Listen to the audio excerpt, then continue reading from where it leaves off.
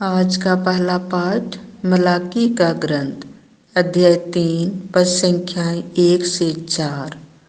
प्रभु ईश्वर यह कहता है, देखो मैं अपना दूत भेजूंगा जिससे वह मेरे लिए मार्ग तैयार करे। वह प्रभु जिसे तुम खोजते हो अचानक अपने मंदिर आ जाएगा।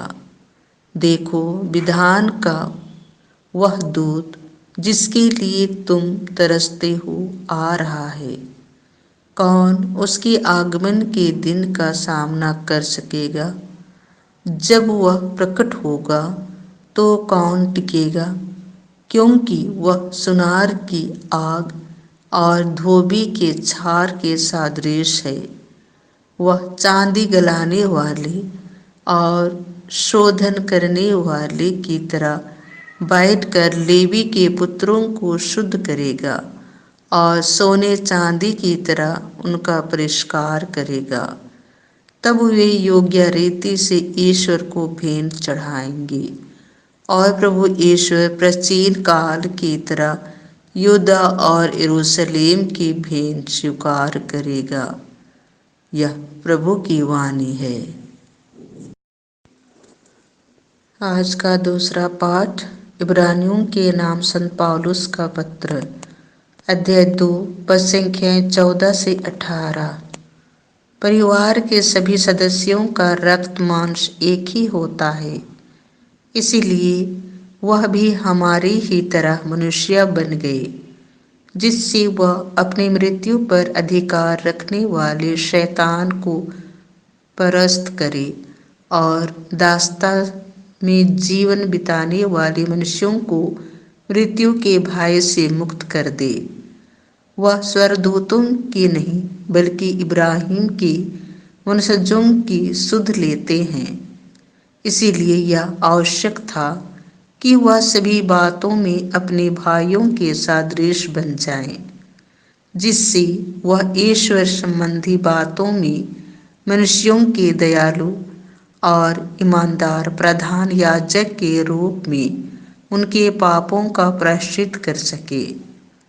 उनकी परीक्षा ली गई है और उन्होंने स्वयं दुख भोगा है, इसीलिए वह परीक्षा में दुख भोगने वालों की सहायता कर सकते हैं।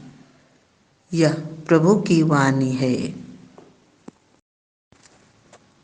संत लुकस के अनुसार पवित्र सुसमाचार अध्याय 2 पद संख्याएं 22 से 40।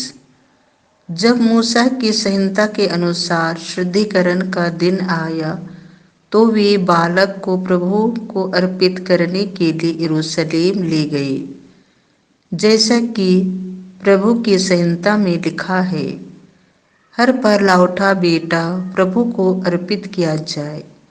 और इसीलिए भी कि वे प्रभु की संहिता के अनुसार पांडुकों का एक जोड़ा या कपोत के 2 बच्चे बलिदान में चढ़ाएं।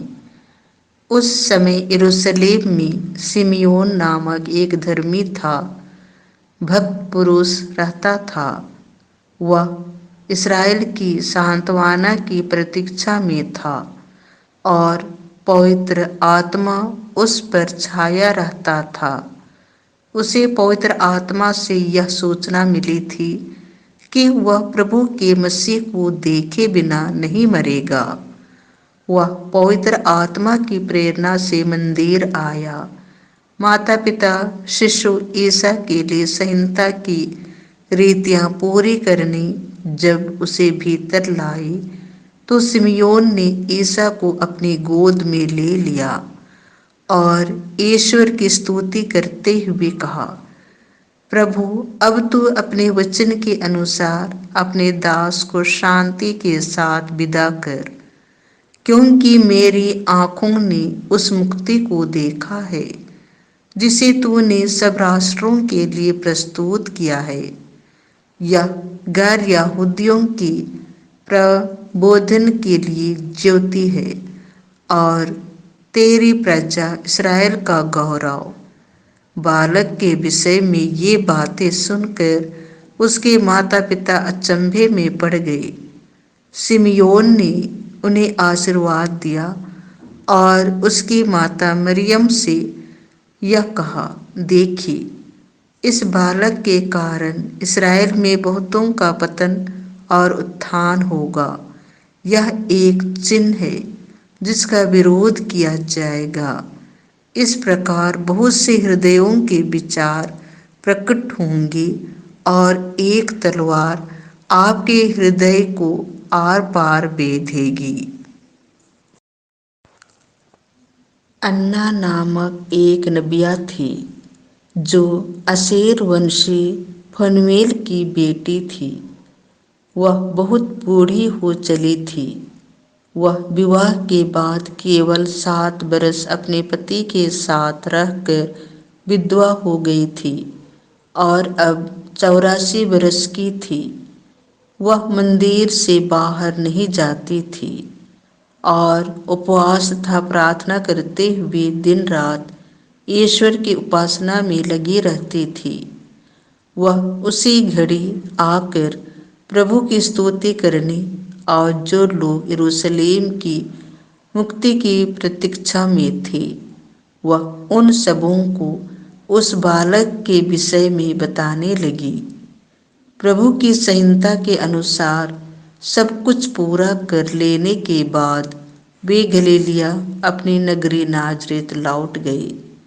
बालक बढ़ता गया, उसमें बल तथा बुद्धि का विकास होता गया और उस पर ईश्वर का अनुग्रह बना रहा। यह प्रभु का सुसमाचार है।